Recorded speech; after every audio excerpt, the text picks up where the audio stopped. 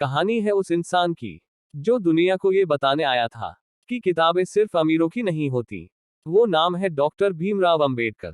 जब बाबा साहब विदेश से पढ़ाई करके लौटे तो उनके पास पैसे नहीं थे, पर पढ़ने की भूख बहुत थी। वे रोज हिस्ट्री लाइब्रेरी जाया करते थे, किताबें पढ़ते और नोट्स बनाते थे। एक दिन लाइब्रेरियन ने उन्हें रोक लिया। कहा, तुम रोज इतने खाते भर लेते हो, भुगतान कौन करेगा? बाबा साहब ने जवाब दिया, मेरी आर्थिक स्थिति खराब है, पर मैं पढ़ना चाहता हूँ। लाइब्रेरियन ने कहा, अब से तुम मेरे साथ लंच करोगे, यही तुम्हारी फीस होगी। बाबा साहब मुस्कुराए और हामी भर दी। भूख और ज्ञान के बीच उन्होंने ज्ञान को चुना। हर दिन भूखे पेट पढ़ना आसान नहीं था, पर बाबा साहब ने कभी हार नहीं मानी। किताबें उनके लिए भगवान थी और लाइब्रेरी मंदिर। उसी ज्ञान ने उन्हें भारत का संविधान निर्माता बना दिया। उन्होंने कहा था, शिक्षित बनो, संगठित रहो, संघर्ष करो।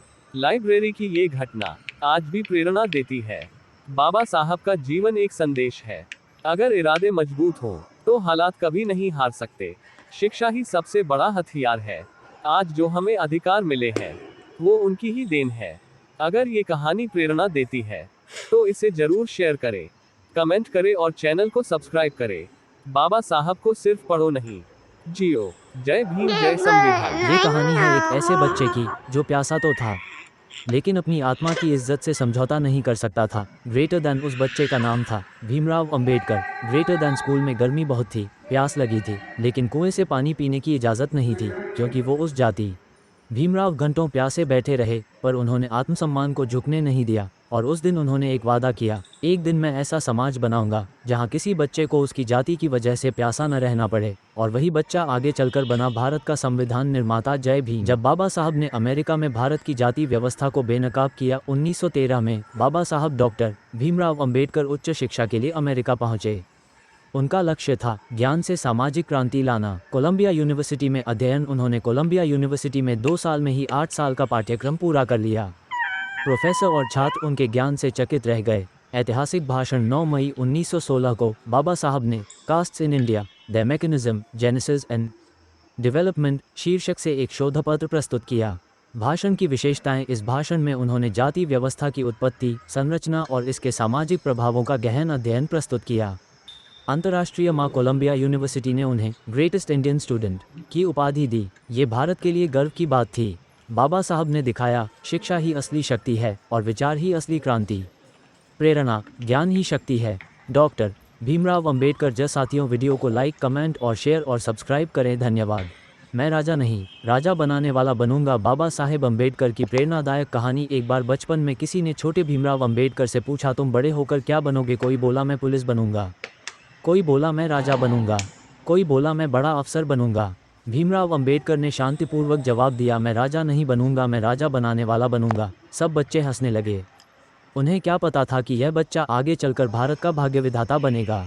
बाबा साहेब अंबेडकर। लाइब्रेरी की चाबी। एक प्रेरणादायक कहानी। जब बाबा साहेब बड़ौदा राज्य में नौकरी कर रहे थे तो वे दिन में काम करते और रात में पढ़ाए।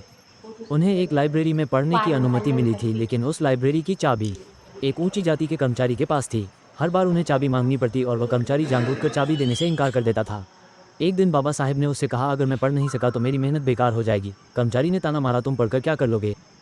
बाबा साहेब ने शांत स्वर में जवाब दिया, एक दिन ऐसा आएगा जब तुम मेरे बनाए संविधान के अनुसार जियोगे। और वह दिन आया। बाबा साहेब भारत के संविधान निर्माता बने। सीख, जो व्यक्ति अपमान सहकर भी अपने लक्ष्य पर डटा रहता है वही इतिहास बदलता है। जय भीम। दोस्तों, वीडियो पसंद आए हो तो लाइक कीजिए, शेयर कीजिए, सब्सक्राइब कीजिए। जय भीम, नमो बुद्धाय। साथियों, नंबर 1 है, अगर हमें एक महान राष्ट्र बनाना है तो हमें पहले एक अनुशासित राष्ट्र बनाना होगा। कहानी का नाम, समानता की ओर कदम। कहानी, गांव के एक छोटे से स्कूल में 2 बच्चे पढ़ते थे, आरव और साक्षी। आरव एक दलित परिवार से था और साक्षी एक सामान्य वर्ग से।